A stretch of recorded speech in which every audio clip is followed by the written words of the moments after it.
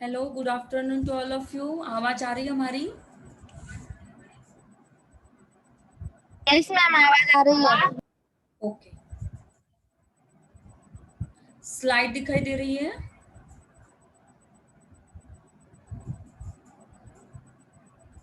Slide दिखाई दे रही है आपको? आप बोलते जाइएगा। अंकिता? यस मैम, दिखाई दे रही। ओके, कहाँ तक आए थे बताइए।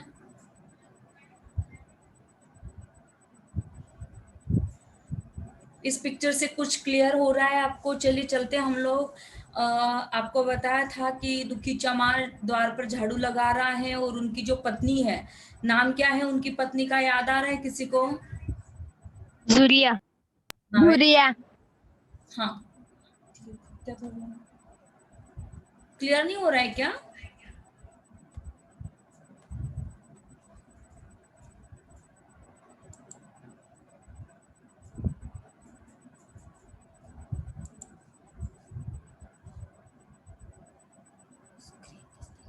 स्क्रीन दिखाई दे रही है आपको? Yes ma'am. Yes ma'am. Okay okay okay. हाँ, चलिए अब इस जो फोटो आपको दिखाई दिया जा रहा है, इस फोटो से आपको कुछ थोड़ा आइडिया मिल जाएगा जो हमने पिछली तासिकाओं में देखा था, है ना? तो क्या देखा था पिछली तासिकाओं में, कोई बता सकता है क्या?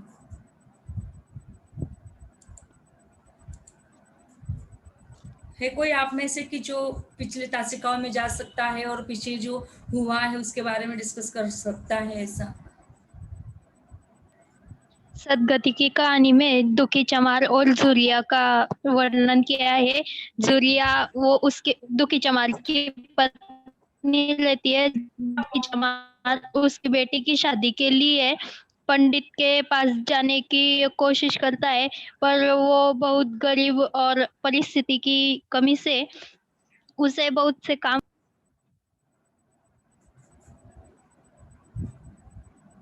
हाँ, बोलिए बोलिए निशिगंधा, बिल्कुल सही है बेटा। हाँ, चलिए।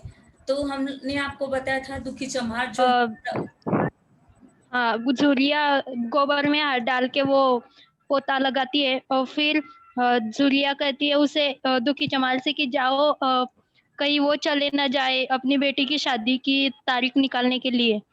Very good. अब दुखी चमार कहाँ पर जाता है? फिर दुखी चमार पंडित के घर जाता है और पंडित के घर जाके उसका पंडित का वर्णन किया है। क्या अब लेकर जाता है पंडित के घर पर? पंडित के घर उसे कुछ देने के लिए उपहार स्वरूप घास लेकर जाता है। अच्छा, घास किसके लिए रहता है? पंडित की गाय के लिए। Very good. हाँ, आप पंडित जी का वर्णन कीजिए। कैसे है पंडित जी? बताया था आपको, याद आ रहा होगा। ये आ गए पंडित जी। पंडित जी का वर्णन है मोटा सा, पतला सा और मोटा मोटा सा, कपाल पे, माथे पे अच्छा सा तिलक और पूरे पूरे शरीर पे चंदन के गोल गोल लगाए हुए थे उसने। और बड़ा ही तेजस्वी मुख था पंडित जी का। हाँ, और जी से यह दुखी चमार कहता है कि आज आपका बनेगा क्या, कि म्हणजे तारीख निकालने के लिए। तो फिर पंडित जी कहते हैं कि आज मैं शाम को मिलूंगा, आज मुझे समय नहीं है। बिल्कुल सही है। और कौन कौन से कामों के लिए दुखी चमारों को लगा दिया जाता है? पंडित जी किन किन कामों को बताता है?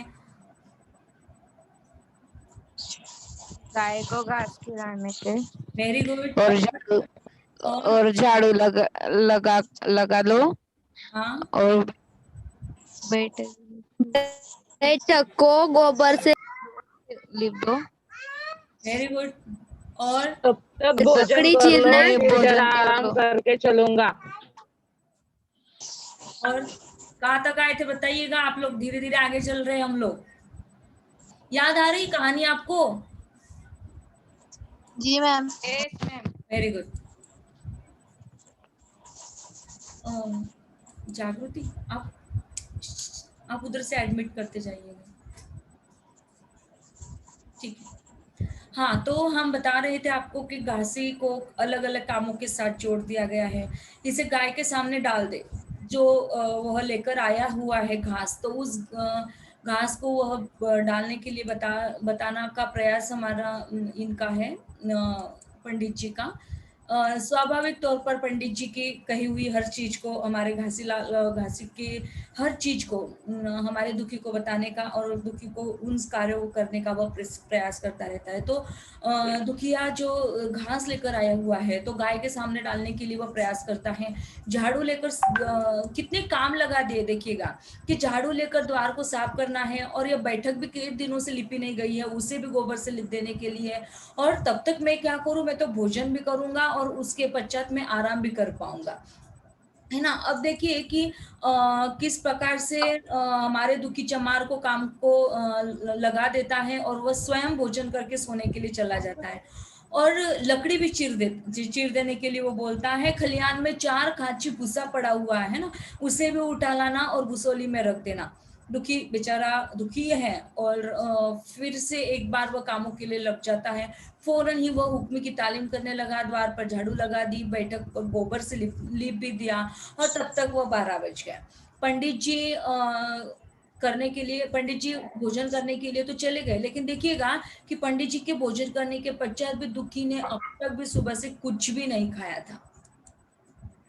उसे भी जोर की भूख लगी थी।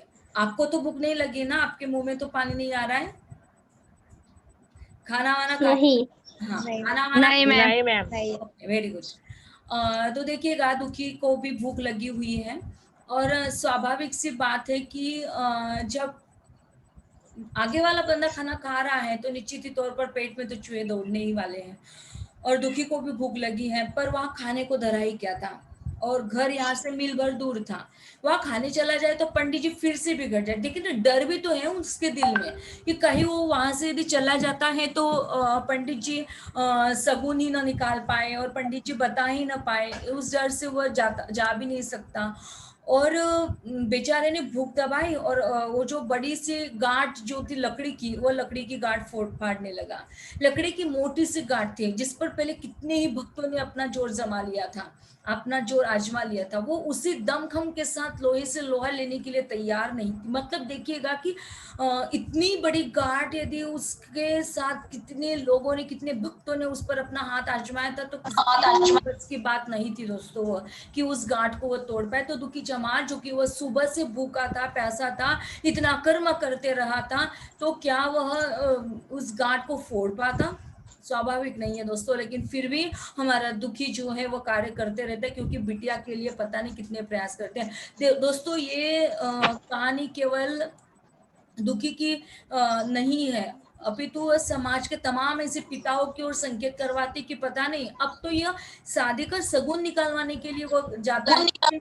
क्या आपके पेरेंट्स भी आपके लिए उतना ही प्रयास कर रहे हैं पढ़ाने के लिए आपको कितना, या हम यूँ कहें कि जितना पढ़ाने के लिए आपको समय लगता है, मोबाइल लगता है, जो जितने भी प्रविधियां आप लोगों की, जितने उपादान लग रहे हैं, तो उतना ही प्रयास आपके पेरेंट्स को भी करना पड़ता है बेटा। तो ध्यान में रखिएगा कि यह एक पिता की बात नहीं है। तमाम ऐसे पिताओं की हालात आज इतने मजबूर हो गए हैं कि उन मजबूरी की स्थिति में उन्हें अपना कार्य करना पड़ता है। तो देखिएगा कि अपनी बेटी के लिए वह बड़ी सी लकड़ी जो है, जो उससे फुटती नहीं है, और वह कार्य करने के लिए भी वह तैयार हो गया। दुखी घास छिलकर बाजार ले जाता था, लकड़ी चीरने का तो उसे कोई अभ्यास नहीं था। अब देखिएगा कि जब उसे इस प्रकार का करत करत अभ्यास की जड़मती भी हो सुजान, जब जड़मती हो, अब सुजान हो सकता है अभ्यास करके, तो बेचारा दुखी इस बात को जानता नहीं था कि लकड़ी को कैसे फोड़ा जाए, और वह फाड़ने के लिए तैयार न थी। बस घास उसके खुरपे के सामने सिर झुका देती थी। जब घास को काटता था, पता होगा आपको कि घास को काटा जाता है, तो घास को उस खुरपे के सामने जैसे वो अपने आप सिर झुका देती कि चलो भाई मुझे काट दो, लेकिन यहाँ कस कस कर कुल्हाड़ी का भरपूर हाथ लगाता है, पर उस गांठ का निशान तक उससे न पड़ता। कुल्हाड़ी उचट जाती, पसीने से तर हो जाता, हाँफता, थक कर बैठ जाता, फिर उठता, हाथ उठाए न उठते, पाँव काँप रहे थे, कमर सीधी न होती, आंखों तले अंधेरा रहा था, सिर में चक्कर आ रहे थे, तितलियां उड़ रही थी। देखिएगा, आपको हमने दुखी का चेहरा भी दिखा दिया है इस जगह पर, स्क्रीन पर आपको दुखी का चेहरा दिखाई दिया जा रहा है, किस प्रकार से मजबूर होकर बेचारा वो कार्य कर रहा है। और देखिए कि किस कमर से आंखों तले अंधेरा हो रहा था, सिर में चक्कर आ रहे थे, तितलियां उड़ रही थी, फिर भी वो अपना काम किए जाता था। अगर अब देखिए कि कई लोगों को ऐसा लगता है बेटा कि यदि मैं थक गया हूँ या थक गई हूँ तो एक कप चाय ही पी ले, तो चाय पीने के बाद शायद मेरा पूरा दुख दूर हो जाए या मेरी भूख भी थम जाए। और इसी प्रकार का कार्य हमारा जो दुखी है, तो दुखी केवल मात्र चिलम पी लेने से अपनी भूख को शांत करना चाहता है। देखिए उसके हाथ कितने पूरे थक गए हैं, तो तंबाकू यदि मुझे पीने को मिल जाती तो शायद कुछ ताकत आ जाती है। उसने सोचा कि चिलम और तंबाकू कहाँ मिलेगी, ब्राह्मणों का पूरा है, मतलब ये जो बस्ती है ये तो ब्राह्मण लोगों की है, और ब्राह्मण लोग हम नीच जातों की तरह तंबाकू थोड़े ही पीते हैं। आपको पता होगा दोस्तों कि मतलब जैसे ही हमने कहानी के शुरू करने से पूर्व आपको बता दिया था कि हमारी ये जो कहानी है, लगभग ये कहानी जाति भेद की ओर इशारा करती है, संकेत कर रही है। तो कहीं ना कहीं हम लोग जुड़ जाते हैं उस कहानी के दरमियान कि हमारा जो दुखी है वो किस प्रकार से उन यातनाओं भरी जिंदगी के साथ अपना कार्य करते निरंतर दिखाई दे रहा है। अब एक जगह पर यदि वह ब्राह्मणों की बस्ती में चला जाता है, तो क्या बामन की गलियों में, उनके परिवेश में उन्हें तंबाकू या चिलम मिल पाएगी? निश्चित ही तौर पर नहीं मिलेगी, लेकिन वह ढूंढने का प्रयास करता है कि कहीं ना कहीं तो मुझे यहाँ से मिल ही जाएगा। तो सरसा उसे याद आ जाता है कि गांव में एक गोंड भी रहता है। गोंड माने एक आदिवासी, चूंकि वह उसी के कास्ट से होगा, चमार के पास वाली जाति के रूप में वह गोंड रहता है। तो उसे ऐसा लगा कि कहीं ना कहीं मुझे वहां से एक चिलम या तमाकू मिल जाएगी, उसके यहाँ जरूर चिलम तमाकू होगी। तुरंत उसके घर पर दौड़ जाता है। खैर, मेहनत उसकी सफल हो जाती है, उसने तमाकू भी दी और चिलम भी दी, पर वहां पर आग नहीं थी। दुखी ने कहा, आग की चिंता न करो भाई, मैं जाता हूँ पंडित जी के घर से आग मांग लूंगा। वहां तो अभी रसोई बन रही थी। अब देखिएगा कि कैसे पंडित जी के घर पर वह अपना दुखी पहुंच जाता है। तो क्या आपको लगता है कि पंडित जी की जो धर्मपत्नी है उसे उनको उनकी दया आ गई होगी और उनको आग की जगह पर उन्होंने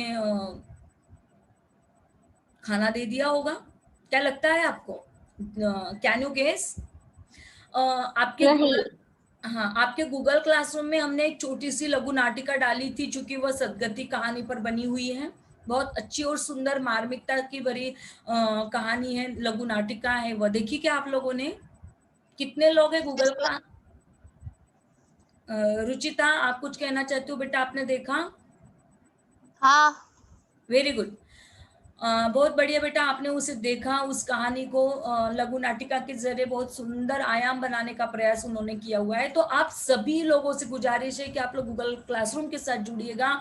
जितने हमारे लेक्चर्स यहाँ पर होते हैं उतने ही लेक्चर्स को हम डाउनलोड करके उधर छोड़ने का प्रयास करें। तो बेटा कैसे है, देखिएगा कि जब यहाँ पर हम लोग चर्चा कर रहे हैं कि कहीं ना कहीं जातिवाद को या जातिगत भेदभाव को, तो ये गोंड लोगों के पास चला जाता है दुखी और वहां से तमाकू लेकर आता है। लेकिन क्या इसकी मानसिकता बनती है पंडित जी के पत्नी की? तो पंडित जी की पत्नी का फर्ज क्या बनता है कि क्या वह उसे दे पाएगी या नहीं दे पाएगी, हम लोग आगे देखेंगे। मैं चला जाता हूँ पंडित जी के घर से, मैं आग मांग लूंगा। वहां तो अभी रसोई बनी रही थी।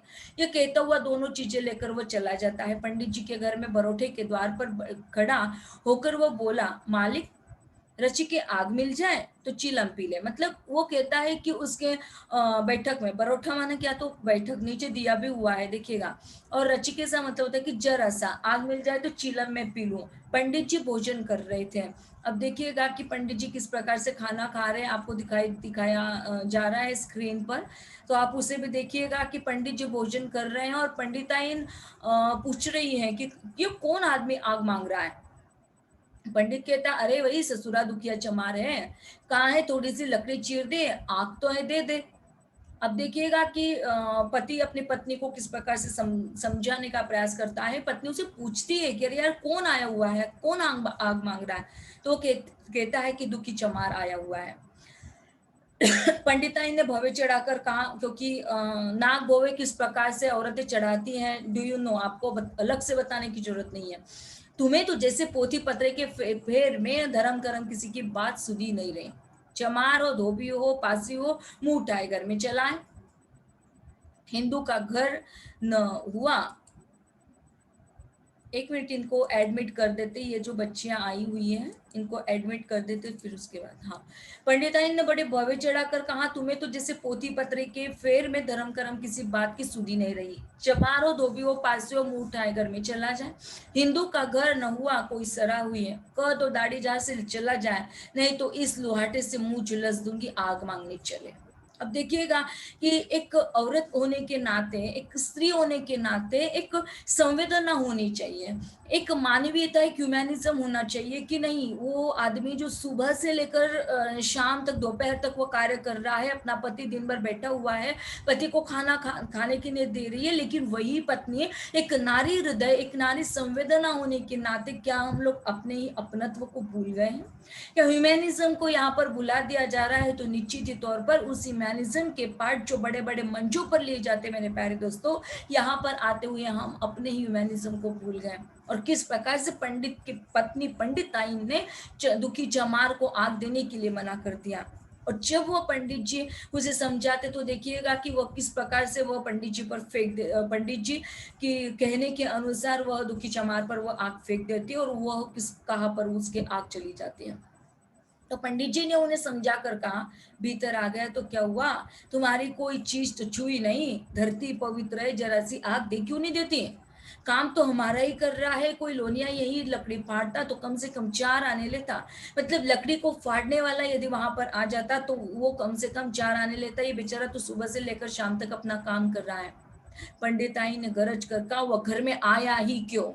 कई बार होता है ना, मतलब I don't know but you know that, आपके घर में मम्मी की चलती है सत्ता या पापा की चलती, मुझे नहीं पता, लेकिन अधिकतर फैमिलीज में यदि हम लोग देखते हैं कि जैसे कि पुरुष सत्तात्मक स्थिति चलती है तो पुरुषों की चलती है। जैसे कि घर में आने जाने वाले लोग जो होते हैं वो अपने पिता के अनुरूप आते हैं जाते हैं, तो वो घर में आया ही क्यों?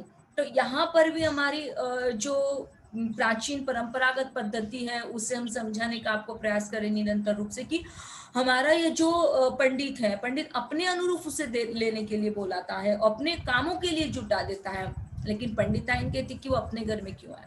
तो पंडित ने हार कर कह दिया कि ससुरे का अभाव था और क्या। पंडिताइन कहती है कि अच्छा इस वक्त तो आग दे देती हूँ, लेकिन फिर जो इस तरह घर में आएगा तो उसका मुंह ही जला दूंगी।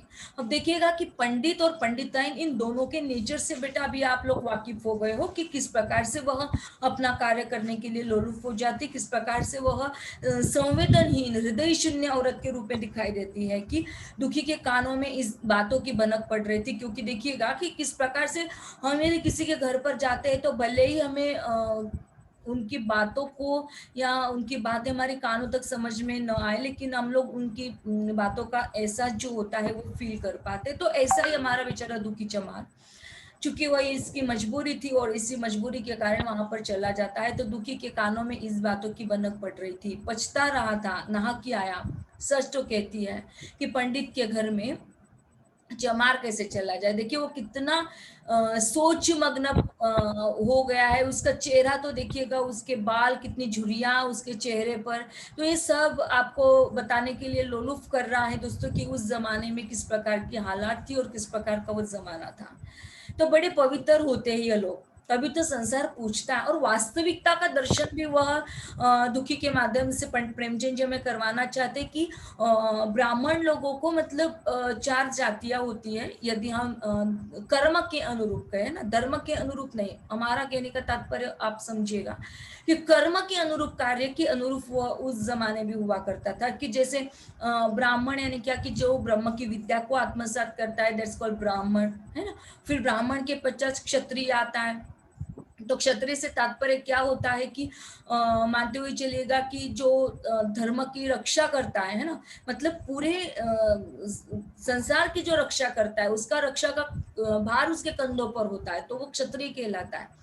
और वैश्य जो होता है, चूंकि वो व्यापार करता है, लेन देन करता है और अपना उदर निर्वाह करता है, अपना जीवन निर्वाह करता है, दैट्स कॉल्ड वैश्य। और क्षुद्र जो होता है वो इन तीनों वर्गों के जो कर्म है, इन तीनों वर्गों के काम जो करता है, दैट्स कॉल्ड शूद्र। तो यहाँ पर हम यदि अपनी कहानी को आगे ले जाते तो देखिएगा कि संसार इन ब्राह्मण लोगों को पूजते हैं क्योंकि वो बड़े पवित्र होते हैं, और तभी तो इतना मान है इनका, बर चमार थोड़ी है। इसी गांव में मैं बूढ़ा हो गया मगर मुझे इतनी भी अकल नहीं आए। अब देखिएगा कि किस प्रकार से वो अपने आप को रोक टोक करने का प्रयास कर रहा है। यहाँ तक समझ में आया आपको?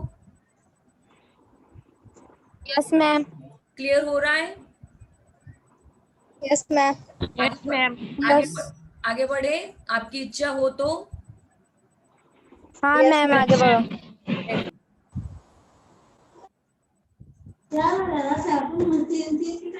और इसीलिए जब पंडिताइन आग लेकर निकली तो वह मानुष स्वर्ग का वरदान पा गया, क्योंकि भूख लगी थी, पेट में चूहे दौड़ रहे थे, और उस समय में यदि पंडित जी के घर से कुछ खाना ही मिल जाता तो उसका नसीब था, लेकिन घर से खाना नहीं मिला दोस्तों। अब देखिएगा किस प्रकार से वह पंडिताइन उन पर आग को फेंकती है। तो दोनों हाथ जोड़कर जमीन पर माथा टेकता हुआ बोला, पंडिताइन माता, मुझसे बड़ी भूल हुई है कि मैं घर में चलाया, चमार की अकल तो ठहरी। इतने मूर्ख न होते तो लात क्यों खाते? पंडिताइन ने चिमटे से पकड़कर आग लाई थी, 5 हाथ की दूरी से घूंघट की आड़ से दुखी की तरफ आग फेंक दी, और आग की बड़ी सी चिंगारी दुखी के सिर पर पड़ गई। वो जल्दी से हटकर सिर को झाड़ने लगा। उसके मन ने कहा, यह एक पवित्र ब्राह्मण के घर को अपवित्र करने का फल है। देखिएगा कि वास्तविकता को देखिए कि किस प्रकार से हाँ बेटा, किसी का माइक ऑन रह गया है, प्लीज उसे ऑफ कर दीजिएगा।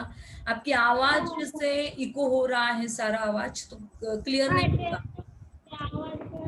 जिस किसी का भी है प्लीज आप आपका माइक को ऑफ कर दीजिएगा।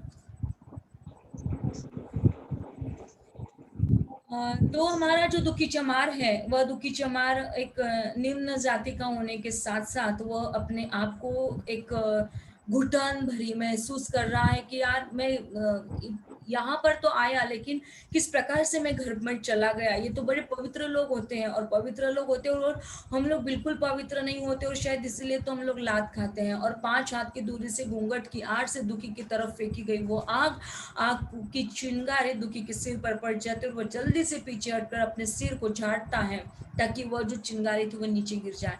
और यह एक पवित्र ब्राह्मण के घर को अपवित्र करने का मुझे प्रायश्चित मिला हुआ है, मुझे ये फल मिला हुआ है। ऐसी सोच हमारे बेचारे दुखी की होती है। उसके मन ने कहा, यह एक पवित्र ब्राह्मण के घर को अपवित्र करने का फल है। भगवान ने कितनी जल्दी फल दे दिया। इसी से तो संसार पंडितों से डरता है, और सबके रुपए मारे जाते हैं। ब्राह्मण के रुपए वाला कोई मार तो ले, घर भर का सत्यानाश हो जाए, पाव गल गल कर गिरने लगे। यह वाक्य आपको आरसी के लिए पूछा जा सकता है। आरसी का मतलब रूपाली चौधरी होता है ना अंकिता? आरसी का मतलब क्या होता है? Reference contact. Very good. और रेफरेंस कॉन्टेक्ट से मतलब होता है संदर्भ स्पष्टीकरण। अब देखिएगा कि यदि वाक्य आपको इस प्रकार से पूछा गया, इसी से तो संसार पंडितों से डरता है और सबके रुपए मारे जाते, ब्राह्मण के रुपए भला कोई मार तो ले, घर भर का सत्यानाश हो जाए, पाव गल गल कर गिरने लगे। से तात्पर्य है कि यह जो कहानी, यह जो प्रस्तुत अवतरण है, प्रस्तुत अवतरण सदगति कहानी से लिया गया है। सदगति कहानी प्रेमचंद जी के द्वारा लिखित है, संदर्भ कंप्लीट होगा। जब आप उसमें लिख रहे हो कि स्पष्टीकरण, तो स्पष्टीकरण के संदर्भ में लिखिएगा कि दुखी चमार जब पंडित जी के घर पर चला जाता है और पंडित जी के सब कामों को निपटा लेता है, भूख उसे लगती है और भूख अपने पेट की आग को शांत करने का प्रयास वो करना चाहता है, लेकिन वो आग शांत नहीं हो पाती, जिस कारण वो गोंड के घर पर चला जाता है। गोंड से तमाकू उधार लेकर आता है, और वहां से ली हुई जो तमाकू उसके पास आती है, तो उस तमाकू को जलाने के लिए, उस चिलम को जलाने के लिए वह आग की डिमांड करता है। और आग की मांग जब वो उसके घर में जाकर करता है तो पंडिताइन को उसकी बात अच्छी नहीं लगती है। और जब पंडिताइन को उसकी बात अच्छी नहीं लगती तो पंडित जी उसे समझाते हैं, लेकिन कितना भी हो जाए तो पंडिताइन जो अपने घूंघट की आड़ से पंडित जी की और पंडित जी बताने के बावजूद भी वह उसे समझाने के बाद भी वह उसकी ओर आंख को फेंक देती है और बेचारे हमारे दुखी की बालों पर, मतलब उसके सिर पर वह चिंगारियां चली जाती है, पड़ जाती है। तो बेचारा पंडित जी जो है, तो मतलब देखिएगा कि पंडित जी के संदर्भ में हम आम लोगों की जो मानसिकता है, जो धारणा बन चुकी है, उसे यहाँ पर स्पष्ट करने का प्रयास किया हुआ है। तो इस प्रकार से आपको यदि आरसी के लिए वाक्य पूछा जाए तो आपको यह सब चीजें बताना आनी चाहिए। क्लियर कर पाओगे, लिख पाओगे ये वाक्य ऐसे कैसे आप? Yes ma'am. Okay, very good, yes ma'am. बढ़िया। तो जब बाहर आकर उसने चिलम पी और फिर कुल्हाड़ी लेकर जुट गया, खटखट की आवाजें आने लगी। अब देखिएगा कि चिलम तो पी ली और फिर से एक बार वो कुल्हाड़ी ले ली और अपना कार्य करने के लिए बड़ी सी गांठ और ये छोटा सा पतला सा हमारा दुखी, आपको क्या लगता है कि यह दुखी से यह इतनी बड़ी गांठ फूट पाएगी? Do you imagine? नहीं मैम। शायद नहीं, शायद हाँ। और उस पर जब आग पड़ जाती तो पंडिताइन को उस पर कुछ दया आ गई। पंडित जी, अब देखिएगा एक नारी हृदय, एक सहृदयता से भरा हुआ नारी का हृदय, पंडिताइन क्या सवाल कर रही है अपने पति को। पंडिताइन पूछ रही है अपने पंडित जी को, पंडित जी भोजन करके तो उठ जाते हैं, तो बोली इस चमरवा को भी कुछ खाने को दे दो, बेचारा कब से काम कर रहा है, भूखा होगा। अब उसने जो कार्य किया उस कार्य का पछतावा तो होगा ही यार, क्योंकि उन्होंने जो कार्य किया वो कितना घिनौना कार्य है। मतलब देखिएगा कि हम अपने दुश्मनों के साथ, अपने जानवरों के साथ नहीं कर पाते हैं। आग को फेंक देने से तात्पर्य क्या था? चुपचाप वो सिक्के से रख भी तो सकती थी, लेकिन नहीं रखा, फेंक दिया। और चूंकि उसके सिर पर चला गया और अब परेशानी का सामना हो, अब पश्चाताप का सामना हो, और इसलिए वह डर भी रही है। और फिर वो कहते कि चमरवा को भी खाने को दे दो, बेचारा कब से काम कर रहा है, भूखा होगा। पंडित जी ने इस प्रस्ताव को व्यावहारिक क्षेत्र से दूर समझकर पूछा। अब देखिएगा कि सर्वसाधारण तौर पर हाँ जी, ये बच्ची जो है ना A53 को रेज हैंड कर रही है, यानी प्रॉब्लम बेटा, आपको कुछ प्रॉब्लम है? OP53 नाम की जो लड़की है वो अभी भी रेज हैंड कर रही थी, तो एनी डाउट बेटा, आपको कोई प्रॉब्लम है क्या?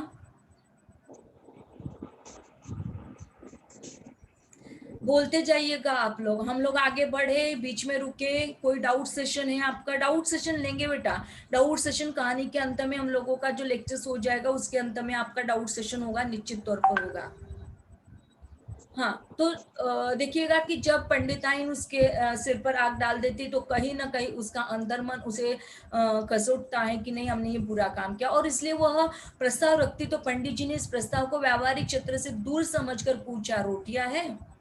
सर्वसाधारण तौर पर तो रोटियों के बारे में पूछा जाएगा। पंडिताइन कहती कि 2-4 बच जाएगी। पंडित कहते 2-4 रोटियों में क्या होगा, चमारे कम से कम सेर भर चढ़ा जाएगा। क्या आपको यकीन है कि क्या सेर भर वह आदमी खा सकता है? नहीं खा सकता। कम से कम 2 रोटी भी नहीं खा सकता। 2 रोटियां भी दे देते तो इज सेटिस्फाइड, बट नहीं दे पाए। पंडिताइन कहती कि 2-4 बच जाएगी, 2-4 रोटियों में क्या होगा, चमारे कम से कम शेर भर चढ़ा जाएगा। पंडिताइन कानों पर हाथ रखकर बोली, अरे बाप रे, शेर भर तो फिर रहने दो।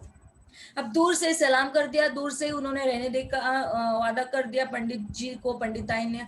और पंडित जी ने भी अब शेर बनकर कहा, कब कुछ भूसी चोकर हो तो आटे में मिलाकर दो ठो लिट्टी ठोक दो, साले का पेट भर जाएगा।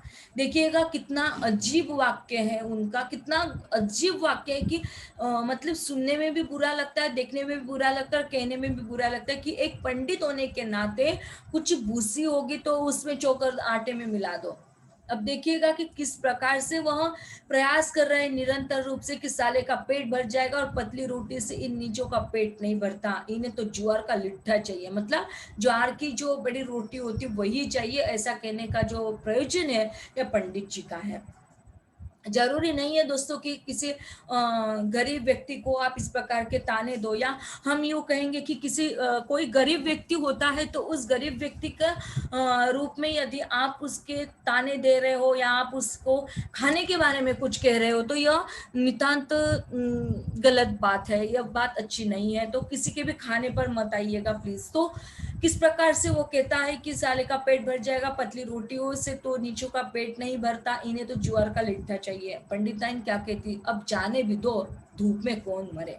अब धूप के दिन है, धूप में हमारा दुखी कितने सारे काम कर चुके हैं, कितने सारे काम किए। पहले तो चारा डाल दिया, द्वार को साफ कर दिया, गोबर से लीप भी दिया, सब काम। हाँ बेटा, आपका रेज हैंड हो रहा है। OP3, आपको कुछ प्रॉब्लम है? हाँ बोलिए बेटा। OPPO, आपका नाम भी नहीं है, आपने रेज हैंड किया है 2-3 बार। हाँ बोलिए, बोलते जाइएगा बेटा, आपका कुछ प्रॉब्लम होता। अंकिता, आप बताइएगा उनको, कौन है ये बच्ची?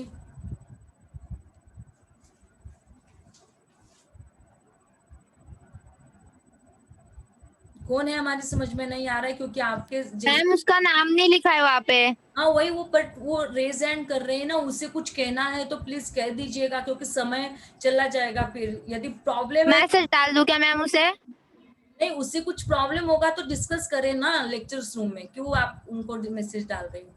कुछ प्रॉब्लम होगा तभी तो हैंड रेज किया, लेकिन बोल भी तो नहीं रही है।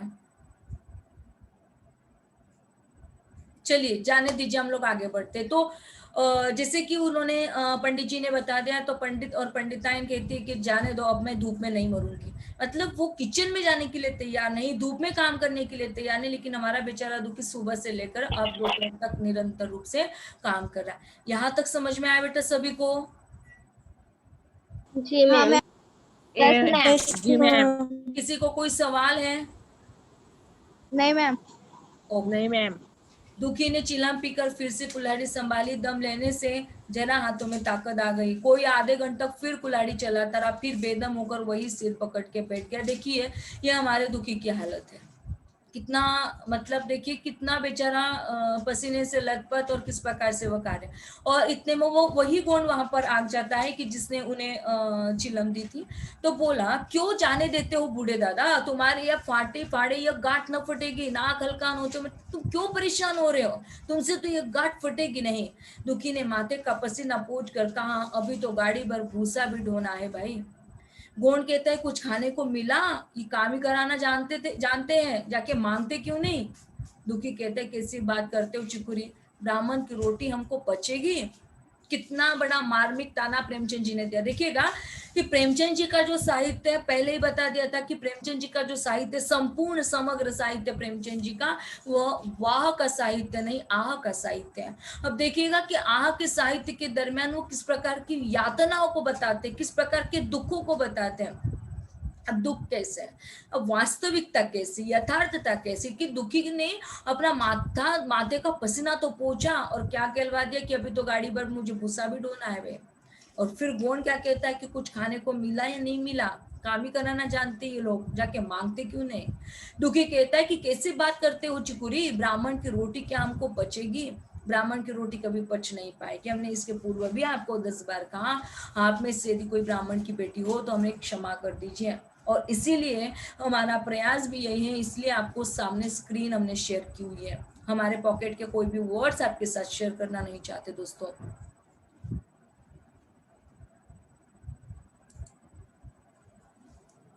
गोंड कहता है, पचने को पच जाएगी, पर पहले मिले तो। मूंछों पर ताव देकर भोजन किया और आराम से सोए रहे। तुम्हें लकड़ी फाड़ने का हुक्म लगा दिया, जमींदार भी कुछ खाने को देता है, हाकिम भी बेगार लेता है तो थोड़ी बहुत मजूरी देता है, या उनसे भी बढ़ गए उस पर धर्मात्मा बनते हैं।